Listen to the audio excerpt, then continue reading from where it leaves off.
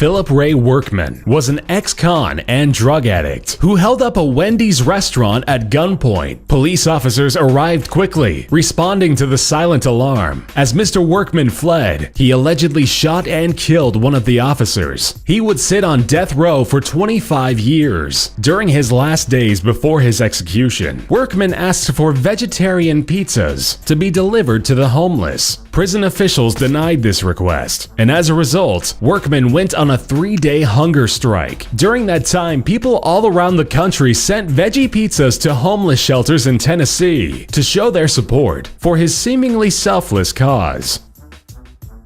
James Edward Smith was a former voodoo priest and tarot card reader in the Houston, Texas area. He robbed a second-floor insurance office where he saw a clerk counting money behind a window. During the robbery, he shot and killed one of the insurance agents. In prison, the 37-year-old was asked what he wanted for his last meal. He asked for Radacunda dirt, which is often associated with voodoo rituals. He explained he would use it to mark his body so that the spirit would move on and not become a ghost. After this request was refused, he then settled on a cup of yogurt.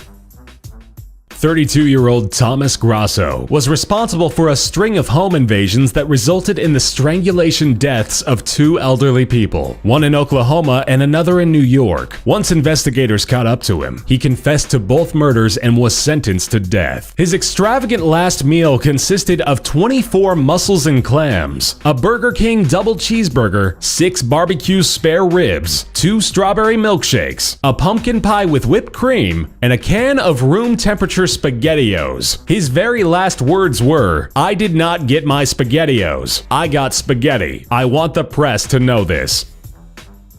Lawrence Russell Brewer and 2 other white men kidnapped a 49-year-old black man in 1998. They chained him by the ankles to the back of a pickup truck and dragged him for 3.5 miles down a country road near Jasper, Texas. The man died when he was decapitated after hitting a drainage pipe. Brewer's last meal was a pretty huge spread. He ordered chicken fried steaks with onions and gravy, a triple cheeseburger, a large omelet, fried okra, half a loaf of bread, a pound of barbecue, a meat lover's pizza, 3 fully loaded fajitas, 3 cans of soda, peanut butter fudge, and a pint of ice cream. When the whole meal was brought to Brewer, he refused to take a single bite, stating that he was not hungry. After this little stunt, Texas ended the last meal request immediately. John Wayne Gacy, known as the Killer Clown, was a serial rapist and murderer in Chicago during the 1970s. Gacy would dress up as Pogo the Clown at charitable events, parades, and children's parties. He would lure young teenage boys to his home and strangle them to death after raping them. 23 of his victims were found under the crawlspace of his home. His final meal included a dozen deep-fried shrimp, French fries, a pound of strawberries, and a bucket of original recipe chicken from KFC. Before being convicted of his crimes, Gacy was a manager at 3 different KFCs.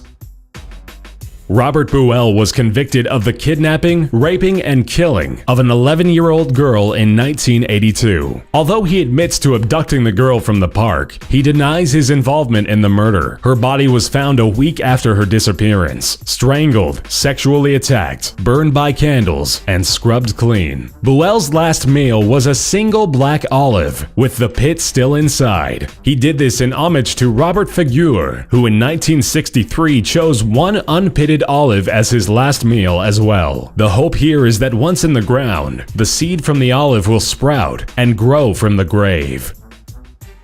Gerald Lee Mitchell was 17 at the time of his crimes of murder and theft. He first murdered a man during a drug deal. He stole the man's car and shot him with a sawed-off shotgun. Only a week later, he shot another man over a necklace. He was caught by Texas police while driving around in the slain victim's car. When asked what he wanted to eat for his final meal, he said all he wanted was an assorted bag of Jolly Rancher candies. He was granted his request, and he ate all of them. Peter J. Menil, was responsible for beating and stabbing a man to death. He was pretending to sell him some cocaine, but he in fact intended to rob the man. He hit the victim in the head with a heavy glass beer mug. He then stabbed him 39 times in the neck and beat him about the head with an automobile shock absorber. His last meal was one of the largest ever compiled together. Prison officials brought 20 beef tacos, 20 beef enchiladas, 2 double cheeseburgers, a pizza with jalapenos, fried chicken, spaghetti, a small fruit cake, half of a chocolate cake, half of a vanilla cake, cookies and cream ice cream, caramel pecan fudge ice cream, 2 Coca-Colas, 2 Pepsi-Colas, 2 root beers, and 2 orange juices.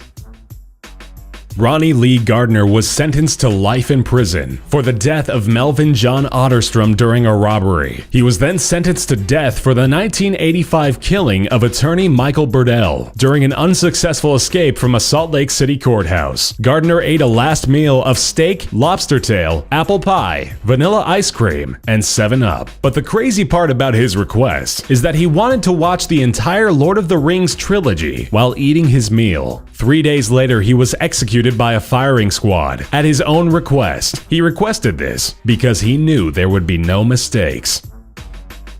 In 1981, Ricky Ray Rector shot and killed a man in a nightclub, and then a police officer in Conway, Arkansas. Realizing there was no way out, he turned the gun to his temple and pulled the trigger. Ricky Ray shot himself in the head, but he did not die. He in fact gave himself a lobotomy, rendering himself mentally challenged. Therapists would conclude that his IQ would be measured at around 70 during his last days on death row. Prison officials asked him what he wanted to eat before dying. He asked for steak, chicken, cherry-flavored Kool-Aid, and a full pecan pie. It seemed that Ricky did not understand that he was being put to death because he left the pecan pie on the side of the tray. He told the guards who came to take him to the execution chamber that he was saving it for later.